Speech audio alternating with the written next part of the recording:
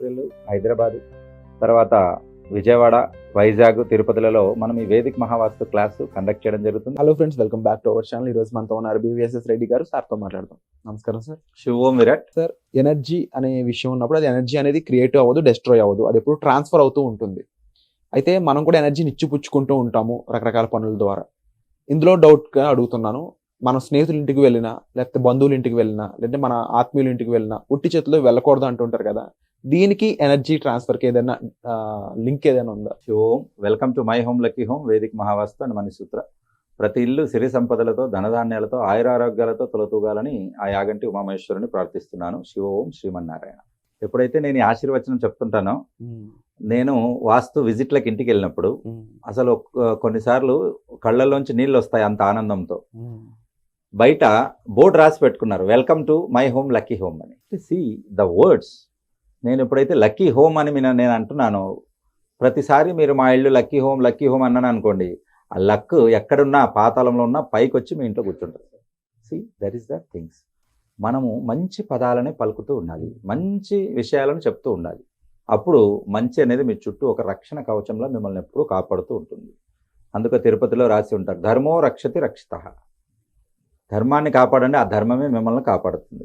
వృక్షో రక్షతి రక్షితః. ప్రకృతిని కాపాడాలంటే మనం చెట్లు నాటాలి, వృక్షాలు కాపాడాలి, అది మనల్ని కాపాడుతుంది. ఎలా కాపాడుతుంది అనేది కరోనా వచ్చినప్పుడు అందరూ చూశారు. ట్రైబల్స్ ఏరియాలో కొంతమంది కొన్ని తాండాలు ఉంటాయి కదా, వాళ్ళలో ఒక్కరూ మాస్క్ పెట్టుకోలేదు, ఒక్కరు కొన్ని వ్యాక్సిన్లు వేయించుకోలేదు, కానీ ఎవరు కరోనాతో చనిపోలేదు. సిటీలో ఉన్న వాళ్ళే చనిపోయారు. ఇవే destructing in the urban area. అక్కడ వాళ్ళు మొక్కలు వేస్తారు, చెట్లకు మన జరిగిన సమ్మక్క సారక్క అని కదా, ఏదైనా వన దేవతలు చెట్లను పూజిస్తారు. సో వాళ్ళ ప్రకృతి బాధ్యత అది, వాళ్ళని కాపాడుకోవడం. ఇక్కడ నాశనం చేసినందుకు మనకు ఒక గుణపాఠం చెప్పిపోయింది కరోనా. సో అలాగా మనము కొంతమంది దగ్గరికి వెళ్ళేటప్పుడు ఖాళీ చేతులతో వెళ్ళరాదు. ఖాళీ చేతులు అని అంటే ఏమంటాం మనం, ఉట్టి చేతులు అంటాం, అంటే ఏమీ లేదు అని. కానీ మనకు సృష్టి, ప్రకృతి ఎప్పుడు కూడా ఏమీ లేదు అనే దాన్ని యాక్సెప్ట్ చేయదు, సంథింగ్ ఏదో ఉంది. ఇప్పుడు చాలా వరకు కొందరు నాస్తికులు ఉంటారు. నాస్తికులు అంటే దేవుణ్ణి నమ్మరు, కానీ ఎనర్జీని నమ్ముతారు. ఎనర్జీకే దేవుడు అనే పేరు మాత్రం ఒప్పుకోరు. మరి దానికి ఏంటంటే శక్తి. కాబట్టి ఇలాగా మీరు ఏది చేసినా ఖాళీ చేతులతో ఎవరి ఇంటికి, నలుగురు ఇంటికి వెళ్ళకూడదు అనేది నేను ఫస్ట్ చెప్తాను. అది మీరు పాటించి చూడండి, డెఫినెట్గా మీ లైఫ్లో మంచి మార్పు అనేది వస్తుంది. నెంబర్ 1, ఫస్ట్ గుడికి వెళ్ళేటప్పుడు అని అంటే, మనం ఒక భగవంతుని దగ్గరికి వెళ్ళేటప్పుడు ఖాళీ చేతులతో ఎప్పుడు వెళ్ళకూడదండి. కంపల్సరీగా ఒక కాయ అని అంటే ఒక ఫలం, తర్వాత ఒక టెంకాయ కొట్టడానికి, పూలు, ఫలం, పుష్పం అని అంటే పూలు, అలాగే వీటితో పాటు ప్రసాదం, మీకు ఒకవేళ నైవేద్యం, మీకు ఓపికలు ఇది ఉన్నాయంటే నైవేద్యం, లేదా బయట నుంచి అయినా తీసుకొని వెళ్ళడం. తర్వాత అక్కడ పూజారి గారికి దానికి దక్షిణ, ఇవి కంపల్సరీగా ఉంటాయి. కాబట్టి ఎంప్లాయీస్కి జీతాలు ఉన్నట్టు రెగ్యులర్గా అక్కడ జీతాలు వాళ్ళది ఉండదు. వాళ్ళంతా ఫ్యామిలీని అంతా వదిలిపెట్టి దేవుడి సేవ కోసం ఉంటారు. ఆ దేవుడి సేవ కోసం ఉన్నప్పుడు వాళ్ళని చూసుకోవాల్సిన బాధ్యత మనకు ఉంటుంది. కాబట్టి ఈ రకంగా కంపల్సరీగా గుడికి వెళ్ళినప్పుడు ఖాళీ చేతులతో వెళ్ళరాదు. అదే శివాలయానికి వెళ్తే, ఇక్కడ శివుడు భోలాశంకరుడు, ఆయన ఏమీ లేదు, ఉత్త చెంబు నీళ్లు పోసినా చాలంటాడు. నీళ్ళు ఎక్కడ దొరుకుతాయి? ఎక్కడైనా ట్యాప్ వాటర్ తీసుకున్నా సరిపోతుంది, మీరు అక్కడే నీళ్ళు కూడా దొరుకుతాయి. కాబట్టి ఈ రకంగా గుడి దగ్గరికి, అంటే భగవంతుడి దగ్గరికి వెళ్ళేటప్పుడు తీసుకొని వెళ్ళకూడదు. కానీ జనాలు ఖాళీ చేతులతో పోయి ఒక ₹1 కోటి లిస్ట్ అక్కడ పెట్టేస్తారు.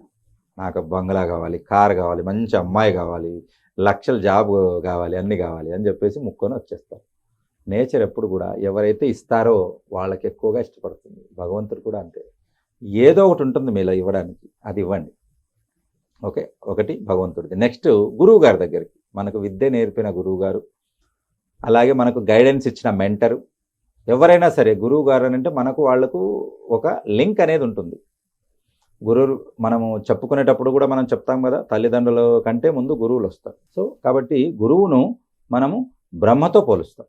కాబట్టి అటువంటి గురువు గారి దగ్గరికి మనం వెళ్ళినప్పుడు ఖాళీ చేతులతో వెళ్లకుండా మనం వెళ్ళాలి. మరి ఏమేమి తీసుకెళ్ళాలి? సేమ్ అవే, ఒక పూలు తీసుకెళ్ళొచ్చు, ఒక ఫలం తీసుకెళ్ళొచ్చు, లేదా కొన్ని స్వీట్లు తీసుకెళ్ళొచ్చు, లేదా వాళ్ళకి ఇష్టమైనది ఏదైనా, పిల్లలు ఉన్నారంటే పిల్లలకు బహుమతులు తీసుకెళ్ళొచ్చు. ఖాళీ చేతులతో వెళ్ళకూడదు. ఇలా వెళ్ళి చూడండి, మీ పనులు పర్ఫెక్ట్ అవుతాయి. Wonderful sir. నాకు తెలిసిన ఒక పెద్ద మనిషి ఉన్నారు, నేను చదువుకున్నది బెల్గాంలో, మెడిసిన్ చేసింది. అక్కడ ఆయన 60 మంది క్యూలో ఉంటే కూడా వాళ్ళ ఫైల్స్ ఏది మూవ్ కాలేదు. ఈయన ఫైల్ మూవ్ అయిపోయి ఈయనది రిటైర్మెంట్ అవ్వగానే ఈయన డబ్బులు కూడా ఆయనకు 60 లక్షలు వచ్చేసాయి. అందరూ వచ్చి ఆశ్చర్యపోయారు. అదేంటి మీరు ఎలా చేయగలిగారు అని అంటే వెరీ సింపుల్. ఆయన ఏం లేదు, ఎప్పుడు ఆ ఫైల్ మెయింటైన్ చేసే ఆఫీసర్ ఇంటి దగ్గరికి వెళ్ళినా 10 రూపాయలు చాక్లెట్ తీసుకెళ్ళేవాడు, పిల్లలకి ఇచ్చేవాడు, అంతే. అదే తేడా అని అంటే ఆయన వెళ్ళి పిల్లలకి ఏదన్నా చాక్లెట్లు ఇవ్వంగానే ఇక్కడ ప్రకృతి ఒక సూత్రం అనేది పాటిస్తుంది. ఏంటి? న్యూటన్స్ మాదిరి reaction equal to minus reaction. మీరు ఏదైనా చర్య చేస్తే దానికి ప్రతిచర్య తప్పక ఉంటుంది. అదే యూనివర్సిటీలో మీరు ఏం చేశారు? మంచిగా ఆలోచించి పిల్లలకు చాక్లెట్ ఇచ్చారు. అప్పుడు ఆ ఫీలింగ్స్ ఏమవుతాయి? ఆ వైబ్స్ ఏమవుతాయి? పాజిటివ్ వైబ్స్ వాళ్ళ ఫాదర్కి ట్రాన్స్ఫర్ అవుతాయి. అబ్బా పిల్లల కోసం చేస్తారు, ఆయన ఫీల్ అవుతాడు. మీ పిల్లలకు చేస్తే డెఫినెట్గా మంచిగా ఫీల్ అవుతారు. కాబట్టి అలా మంచిగా ఫీల్ అయినప్పుడు వాళ్ళకు తెలియకుండానే మీ పని చేసి పెడతారు. కాబట్టి దీన్ని మైండ్ హైజాక్ అని అంటాం. అనంటే మీ గురించి మంచి వైబ్స్ రావడానికి వాళ్లకు ఇష్టం ఉన్నా లేకపోయినా, వాళ్ళకు తెలిసినా తెలియకపోయినా మీరు చేసుకోవచ్చు. అదే మనం నేర్చుకునేది. సో ఈ రకంగా ఒక గురువు దగ్గరికి, ఒక ఆఫీసర్ దగ్గరికి, ఎవరి దగ్గరికి వెళ్ళినప్పుడు ఖాళీ చేత్తో వెళ్ళమాకండి. గురువు అని అంటే వాళ్ళు ఆఫీసర్ కూడా అయి ఉండొచ్చు, రైట్? ఇది రెండవ సూత్రం. ఇక మూడవది వచ్చేసి వీళ్ళిద్దరి తర్వాత వచ్చేవాడు మిత్రుడు, ఫ్రెండ్. అంటే రోజు కలిసి ఫ్రెండ్ దగ్గరికి తీసుకెళ్లాలా అని అంటే రోజు కలిసేది కాదు. మనం ఎప్పుడో ఒకసారి కలుస్తాం. ఒక 3-4 ఇయర్స్ గ్యాప్ అయింది. మన బెంచ్ మేటో లేకపోతే చిన్నప్పుడు దోస్తో వచ్చిన తర్వాత ఖాళీ చేత్తో వెళ్ళకూడదు. ఏదో ఒకటి తీసుకెళ్ళాలి. వాడికి ఇష్టమైన స్వీట్ నీకు తెలుసుంటుంది, ఎందుకంటే ఆ ఏజ్లో ఉండే వాళ్ళకి అన్నీ తెలుసుంటుంది. వాడికి ఏం కావాలి, ఏం ఇష్టం ఉంటుందని అది తీసుకెళ్ళి మీరు ఇవ్వాలి. ఖాళీ చేత్తో మీరు వెళ్ళకూడదు. ఎవరికైనా ఇంటికి వాళ్ళు ఇన్వైట్ చేసిన ఫంక్షన్కి వెళ్ళినా కూడా ఉత్త చేత్తో వెళ్ళకూడదు అన్నట్టు. అలాగా వాళ్లకు ఇవ్వడం అనేది జరుగుతుంది. దీనికి ప్రత్యక్ష ఉదాహరణ ఏంటనంటే కుచేలుడు, శ్రీకృష్ణుడు. Okay, right? కుచేలుడు ఒక శ్రీకృష్ణుడి యొక్క జిగిరి దోస్త్ అన్నట్టు. అయితే ఏమి తీసుకెళ్లాలంటే ఏమీ లేవు అని అంటే అంతటి దీనావస్థలో ఉంటాడు. కానీ ఇంట్లో అటుకులు ఉంటాయి. ఆ అటుకులు కాస్త వేయించుకునేందుకు కృష్ణుడికి అటుకులు అంటే చాలా ఇష్టం. అందున కుచేలుడి చేతి నుంచి చేసిన ఇంకా మంచిది కాబట్టి తన ఇంటి నుంచి అటుకులు తీసుకెళ్లేసి ఇస్తాడు. అక్కడికి వెళ్ళాక ఆయన భయపడుతూ ఉంటాడు. కృష్ణుడు చూస్తే పెద్ద రాజు, మంచి పొజిషన్లో ఉంటాడు. ఆయన దగ్గర మంది మార్బలము అంత ఐశ్వర్యం అన్నీ ఉంటాయి. ఈయన వెళ్ళేసరికి దీనస్థితిలో ఉన్నదాన్ని వెనక దాచిపెట్టుకుంటుంటాడు. అయ్యో ఇంత పెద్ద కృష్ణుడికి నేను అటుకులు ఇస్తే ఏం బాగుంటుంది అని పక్కకు పెడుతుంటానే కుచేలా ఏదో తీసుకొచ్చావు, వెనక దాస్తున్నావు, తీసుకురా అని చెప్పేసి మరీ తీసుకుని మూట విప్పి అటుకులు తినడం మొదలు పెడతాడు. ఒకటో ముద్ద తినేస్తాడు, ఆయన సమస్యలన్నీ తీరిపోతాయి. రెండో ముద్ద తినేస్తాడు, అక్కడ ఆయనకి ఇల్లు, ఆయనకు కావాల్సిన అన్ని పరిస్థితులు రెడీ అయిపోతాయి. మూడో ముద్ద తినేస్తానే 100 సంవత్సరాలకు తినేంత సంపద కూడుతుంది. ఇంకా 4వ ముద్దకు వెనక ఆపేస్తారు. ఆపుతారు, ఇంకా చాలు, అక్కడికి అన్ని ఫుల్లప్ అయిపోయాయి, రైట్ అని. కాబట్టి అంటే చూడండి అటుకుల విలువ ఎంత, ఆయన ఇచ్చిన రిజల్ట్ ఎంత. ఇలాగే ఉంటుంది ప్రకృతి అంతా. అందరూ అంటారు, సార్ నా దగ్గర ఏముంది సార్, బిల్ గేట్స్ పెద్దగా ఉన్నాడు కాబట్టి ఆయన 100 కోట్లు ఇస్తాడు, నా దగ్గర ఉంటేనా నేను ఉంటేనా కాదు, ఇవ్వు వస్తుంది. వీళ్ళు ఏం చేస్తారు, వస్తే ఇస్తా, ఇంకా ఈ సైకిల్ ఎప్పుడు తిరుగుతూనే ఉంటుంది. అది వస్తే ఇస్తా అని తనంటాడు, ఇస్తే వస్తుందని ప్రకృతి అంటుంది. మీరే చూడండి ఎక్కడ మొదలు పెట్టాలి. Somewhere you should start. Okay, ఆ స్టార్ట్ అయ్యేది ఇవ్వడంలోనే మొదలు పెట్టండి. ఇచ్చేవాడు ఎప్పుడు పైన ఉంటాడు, తీసుకునేవాడు ఎప్పుడు కింద ఉంటాడు. కాబట్టి ఈ రకంగా స్నేహితుల దగ్గరికి వెళ్ళినప్పుడు కేవలం ఒక మూట అటుకులు ఇస్తేనే కుచేలుడి జీవితం మారిపోయింది. ఆ రకంగా మూడవ వాళ్ళు వచ్చేసి ఫ్రెండ్స్ అన్నట్టు. మిత్రుల దగ్గరికి తీసుకెళ్ళేటప్పుడు కంపల్సరిగా ఏదో ఒకటి చేతిలో తీసుకెళ్ళాలి. తర్వాత 4వది ఇక్కడ తల్లిదండ్రులు. రోజు చూసే తల్లిదండ్రులు అని కాదు, కొంతకాలం దూరంగా ఉంటారు. తల్లిదండ్రులు పుట్టినప్పటి నుంచి వాళ్ళు పోయేంత వరకు వాళ్ళకి ఏది ఉన్నా ముందు పిల్లలకు పెట్టి తర్వాత తినేవాళ్ళు. ప్రతి క్షణం, ప్రతి చెమటబొట్టు మీకోసమే వాళ్ళు చెందిస్తారు.